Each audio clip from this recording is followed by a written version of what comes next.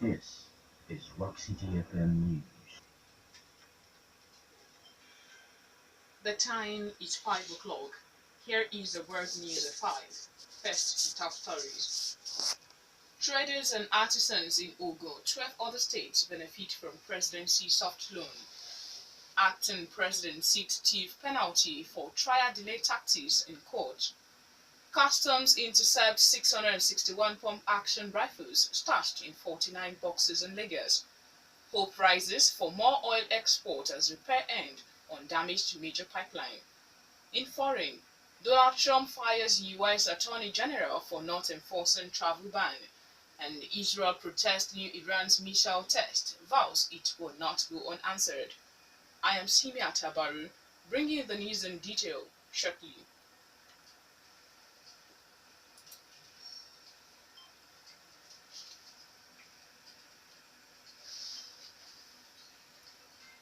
Now the news in detail. Hundreds of traders, artisans and entrepreneurs in Ogun and 12 other states have received soft loans under the Social Investment Program of the Buhari administration. Other states are Lagos, Oyo, Ondo, Rivers, Akwa Ibom, Delta, Ekiti, Kogi, Kwara, Niger, Osun and Federal Capital Territory. Acting President, Special Advisor of Media and Publicity, Laolu Akonde, who made this known, says a total of 23,400 applicants benefited from the first phase of the program. Akonde explains that beneficiaries who were paid directly received soft loans ranging from 10,000 naira to 100,000 naira. Free school feeding has taken off in most of Ogun State public primary schools with the launch of the federal government National Homegrown Feeding Program in Abeokuta.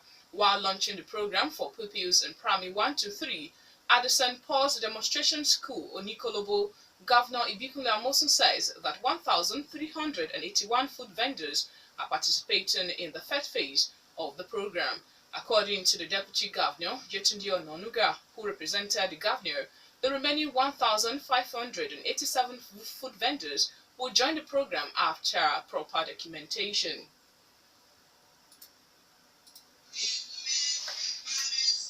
All our vendors are being equipped with all teaching equipment as the women will make additional.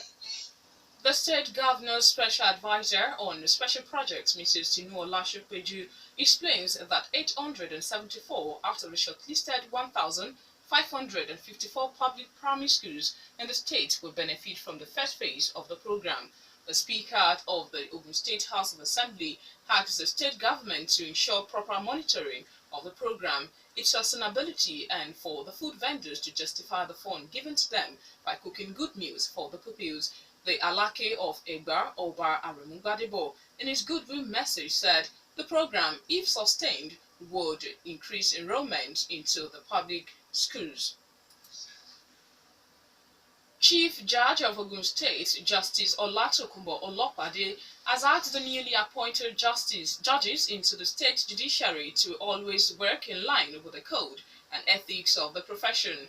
Olopade, who made the call, had the official introduction of newly appointed judges to the bar and bench at the State House High Court complex in Abeokuta warned that the Judicial Service Commission will deal with any corrupt and inefficient staff, including judges.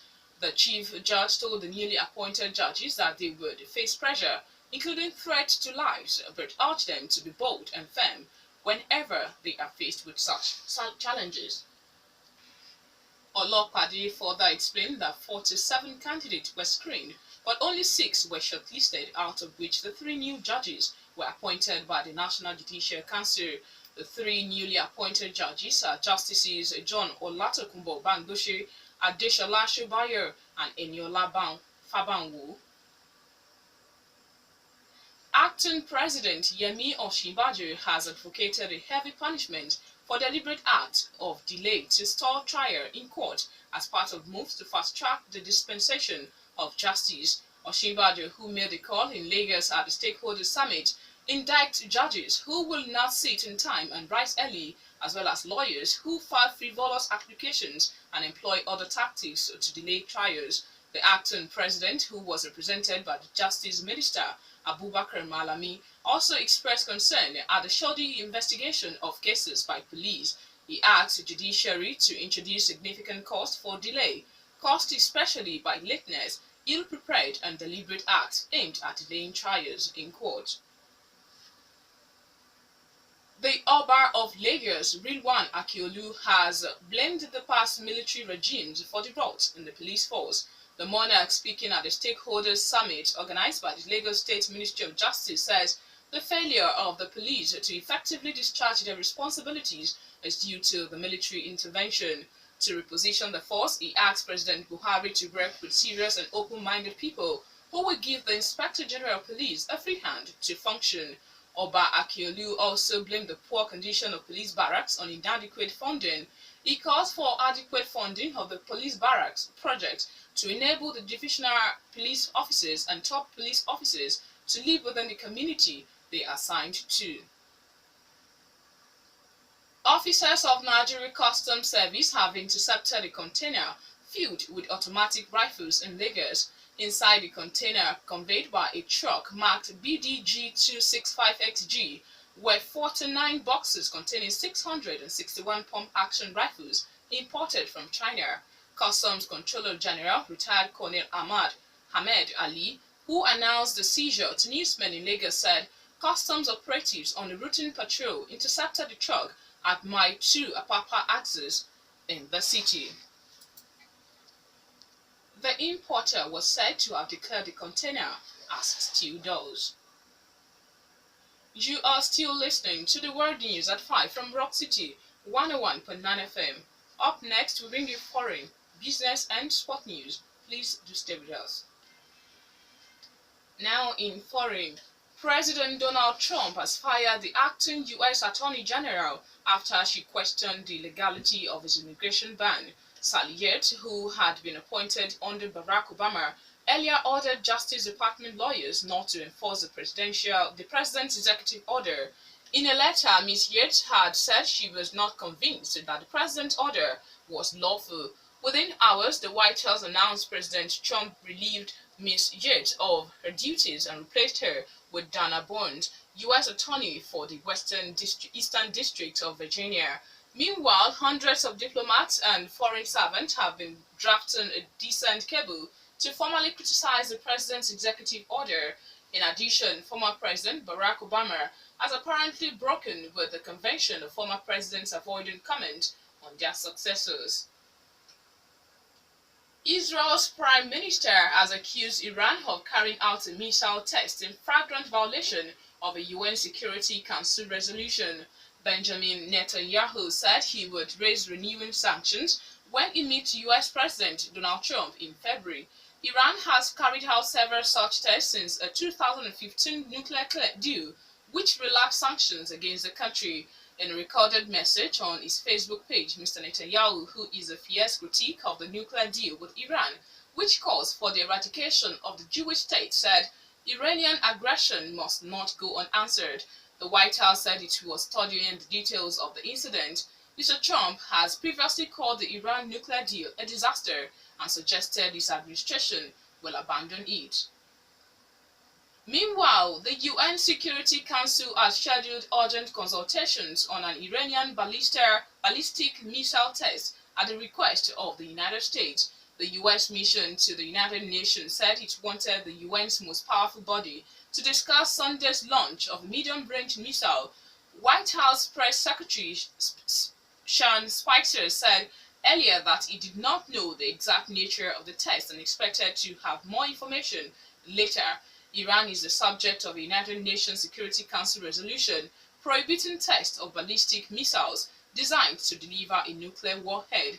As part of the 2015 nuclear deal, the UN ban was prolonged by 8 years, although Iran has flaunted the restriction. State Department spokesman Mark Toner said the US was looking into whether the ballistic missile test violates the US Security Council resolution. In business, Nigeria's crude oil production and export is expected to rise following the completion of the repairs of the Trans-Forcados pipeline, which was attacked several times by militants in Delta State. The repair of the pipeline is expected to to add about 200,000 barrels of crude oil daily to Nigeria's export. Chief Executive Officer of Seplat, Austin Avuru, however, says the repaired pipeline will not be open until the second quarter of this year. The major export pipeline had been shut down since February last year following devastating attacks by the Niger Delta Avengers. It was reopened in July last year after repairs, but was subjected to 3 more attacks in November last year by the militant group. The organized private sector (OPS) has faulted the foreign exchange allocation system of the Central Bank of Nigeria's (CBN), saying it would continue to hamper economic growth. Director General, Lagos Chamber of Commerce and Industry (LCCI), Mr. Muda Yusuf, in an interview in Lagos says it is worrisome that the Apex Bank maintained silence on major foreign exchange-related issues adversely impacting the economy. Yusuf said that these issues, which had not been left unattended to, had continued to cause distortions and liquidity challenges in the economy. He listed some of the issues to include acute liquidity crisis in the foreign exchange market, impediment to autonomous inflows of foreign inflow, and regulations impeding movement of funds from one domiciliary account to another. Others, he said, were the adverse effects of the foreign exchange policy on non-oil exports, its disincentive to foreign direct investment, and the negative impact of the policy on portfolio inflows. Finally, sport news. Former Super Eagles coach Christian Chukwu has been appointed general manager and chief executive of Champions Ranger with immediate effect. This followed fact-finding meeting between Enugu State Governor Ifeanyi Uguanyi with the board, management, players, supporters, club and other stakeholders of the Rangers. After the meeting, the governor announced the appointment of the former captain and coach, Chairman Chukwu, as the new general manager and chief executive officer of the club. He takes over from Paul Chibuzo, who has led the team for about 10 years. The rest of the management has also been affected by this order from the governor. That was the world news at 5, and just before we go, the major stories once again. Traders and artisans in Ogun, 12 other states benefited from presidency soft loan. Acting president sought stiff penalty for trial delay tactics in court. Customs intercepted 661 pump-action rifles stashed in 49 boxes in Lagos. And hope rose for more oil exports as repair end on damaged major pipeline. On the foreign scene, we reported that Donald Trump fired U.S. Attorney General for not enforcing travel ban. And Israel protested new Iran's missile test, vows it will not go unanswered. For more stories and to listen to us live, please log on to our website www.rockcityfmradio.com/live. Thank you for listening. I am Seniat Abaru. Good evening.